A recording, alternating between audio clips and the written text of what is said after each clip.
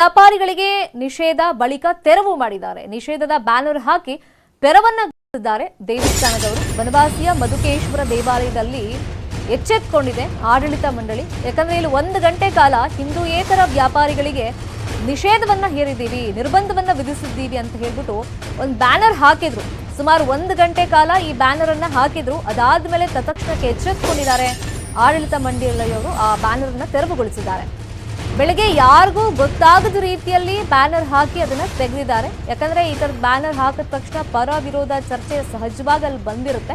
ಅದಾದ ಮೇಲೆ ಅಂದ್ರೆ 1 ಗಂಟೆ ಹಂಗೆ ಇತ್ತು ಆ ಬ್ಯಾನರ್, ನಂತರ ಅದನ್ನ ತೆರವುಗೊಳಿಸಿದ್ದಾರೆ ಅಂತ ಗೊತ್ತಾಗಿದೆ.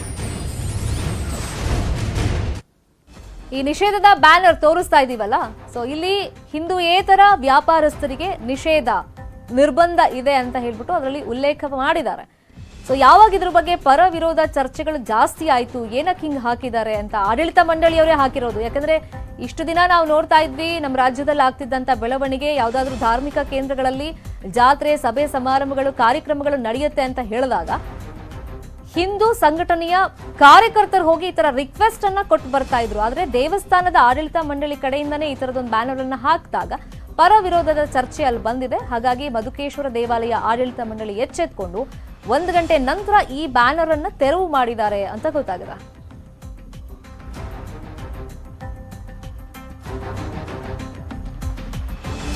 ಅನ್ಯ ಧರ್ಮೀಯರಿಗೆ, ಅನ್ಯ ಕೋಮಿನವರಿಗೆ ಹಿಂದೂಗಳ ಧಾರ್ಮಿಕ ಕೇಂದ್ರದಲ್ಲಿ ವ್ಯಾಪಾರಕ್ಕೆ ಅವಕಾಶ ಕೊಡಬಾರದು ಅಂತ ಹೇಳ್ಬಿಟ್ಟು ಬಾಯ್ಕಾಟ್ ಅಭಿಯಾನ ಸುಮಾರು ದಿನಗಳಿಂದ ನಡೀತಾ ಇದೆ ರಾಜ್ಯದಲ್ಲಿ. ಬೇರೆ ಬೇರೆ ಕಡೆ ಜಾತ್ರೆ, ಸಭೆ, ಸಮಾರಂಭಗಳು ನಡೆದಾಗ ಹಿಂದೂಗಳ ಧಾರ್ಮಿಕ ಕೇಂದ್ರದಲ್ಲಿ ಅದ್ರ ಬಗ್ಗೆನೇ ಚರ್ಚೆಗಳು ಬಹಳ ದಿನಗಳಿಂದ ನಡೀತಾ ಇದೆ ರಾಜ್ಯದಲ್ಲಿ.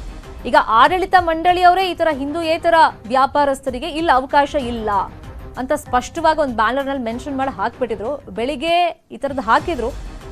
ಹಾಕಿದ ತಕ್ಷಣ ಸಹಜವಾಗಿ ಅಲ್ಲಿ ಪರ ವಿರೋಧ ಚರ್ಚೆ ಎಲ್ಲ ಸ್ಟಾರ್ಟ್ ಆಗಿದೆ. ಯಾಕಂದ್ರೆ ಆಡಳಿತ ಮಂಡಳಿಯವರೇ ಈ ತರ ಹಾಕಿದ್ರು ಅಂತ ಹೇಳಿದ ಮೇಲೆ ಸಾಧ್ಯನಾ ವ್ಯಾಪಾರ ಮಾಡಕ್ಕೆ ಹಿಂದೂಯೇತರ ವ್ಯಾಪಾರಸ್ಥರಿಗೆ? ಇಂಥದ್ದೆಲ್ಲ ಚರ್ಚೆಗಳು, ಅಂದ್ರೆ ಸಪೋರ್ಟ್ ಮಾಡಿದವರು ಇದ್ದಾರೆ, ಇದನ್ನ ಅಪೋಸ್ ಮಾಡಿದವರು ಇದ್ದಾರೆ. ಬಟ್ ದೇವಸ್ಥಾನದ ಆಡಳಿತ ಮಂಡಳಿ ಕೊನೆಗೆ 1 ಗಂಟೆ ಆದ್ಮೇಲೆ ಆ ಬ್ಯಾನರ್ ಅನ್ನ ಈಗ ಯಾರಿಗೂ ಗೊತ್ತಾಗದ ರೀತಿಯಲ್ಲಿ ತೆಗೆದು ಹಾಕಿದ್ದಾರೆ.